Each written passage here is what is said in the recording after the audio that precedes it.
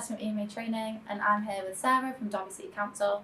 Today we're going to be talking about how the council employ and support their apprentices. So to start off, please can you introduce yourself and your job role?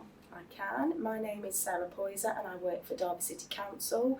We're a local authority that service the people of Derby City, and we deliver all of our services in-house as well. Amazing. So I'm right in thinking you have over 100 apprentices within the council, but can you talk a little bit about the apprentices you have at the EMA? I can. We've got about 180 apprentices across the organisation. We have 2 level 3 AAT apprentices with you. We've got a AAT level 4 apprentice with you. We've got a digital marketing and we've got a IT apprentice with you as well. Amazing. So why did the council decide to employ apprentices? So we've been looking at apprenticeships for quite some time, and we've been recruiting apprenticeships for quite some time as well. The main reasons really that we look at recruiting apprentices into the organisation is succession planning. So we have a lot of departments that are coming up to retirement age, so we need to look at filling those skills gaps. We also want to bring new talent into the organisation as well. So fresh eyes onto new projects, which is great. And we also like to service the community of Derby City.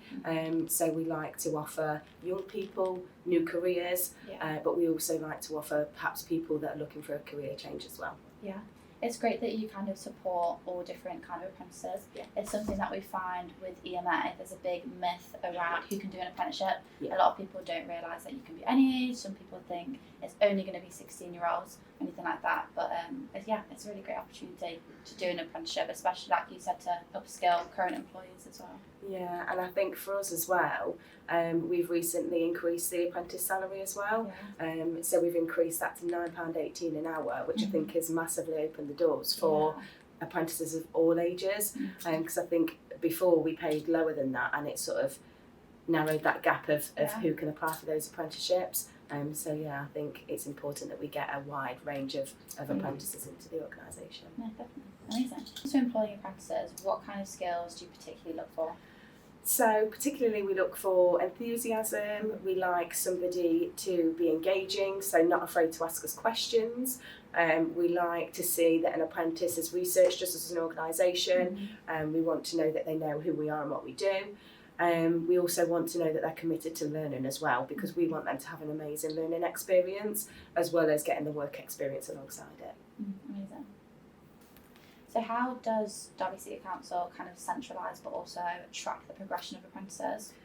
So we think it's really important, again, for the apprentice to have a really good learning experience through the apprenticeship. So we do like to monitor their progress throughout their programme. So we do monthly progress meetings and progress reports from all of our training providers to make sure that everybody's on track, and we can nip any problems in the bud very, very early on.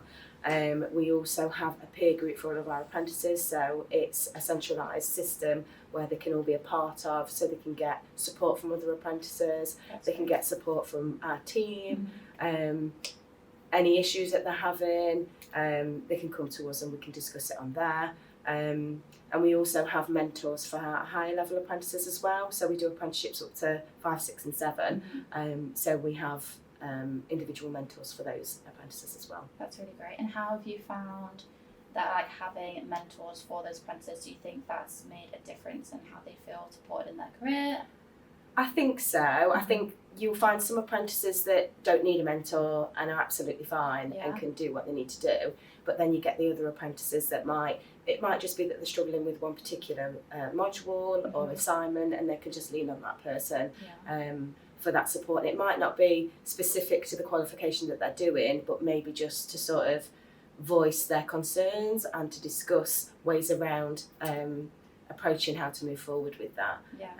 But no, I think everyone's different, but I think just having a mentor there is good for them. Yeah, definitely. I think personalised support is something that we really prioritise here as well, because like you say, like, not everyone's the same, and different people will need support in different ways, and also the amount of support they get will be very different as well. So it's really great that you guys kind of not only recognise that, but you're implementing ways to ensure different apprentices get the kind of right amount of support for them.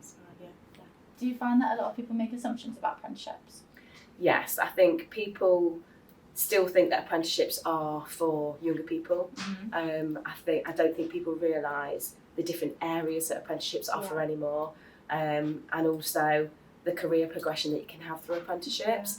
I think that some people do think that university is your only option to get to those high level jobs, but we offer apprenticeships all the way up to level 7, which is your degree, master's level. So working in a company with over 4,000 employees, how would you say your apprentices have made an impact within their own departments? I think they've made a huge impact within their departments. The majority of apprentices have either stayed on with us in their current position, or they've progressed on to different roles. They've also progressed on to high level apprenticeships as well. We've got some apprentices that have started with us perhaps on a business admin and have progressed on to accountancy all the way up to level 7. So they've made a huge impact on their departments, and I think they've filled those skills gaps that we needed filling, and also the succession planning, so those people that have completed those apprenticeships can then look at filling those management positions over time. Several of your apprentices are actually pre-existing employees who have started doing apprenticeship to upskill themselves. How do you think them starting an apprenticeship has progressed their career? So a lot of our existing colleagues that have gone on to apprenticeships, I would say, are the leadership management, so the level 5, 6s and 7s. And a lot of those have actually already secured promotions, even before they've completed their programme. And they all say that, or the majority of them say that, it's enabled them to have a better business understanding. And they do feel like it has supported them in their role. And I think they've quite enjoyed it as well. Amazing. I'd say that's one thing about apprenticeships. I feel like it's not just about this great nationally recognised qualification you get, but throughout the whole apprenticeship you really are continuing your learning, you're constantly upskilling, so it's not just the end result, but it's throughout that you're really getting benefit. Yeah, and I think a lot of our internal colleagues really see the benefit, because we have a lot that start on the level 3, for example, and we've got a lot that have finished on the level 7, so you can really see that they're sort of buying into the apprenticeships and how they can benefit them. Yeah, amazing. Could you talk a little bit about why you chose EMA Training as one of the training providers to give you guys apprenticeships? Yeah, I would say with us being a local authority, we thought it was really important to choose a local training provider to the city. We also really liked the support that you give apprentices along their programme, and obviously additional support as well. You also offer a lot of face-to-face delivery as well, which we really like, and we think is really important for apprentices.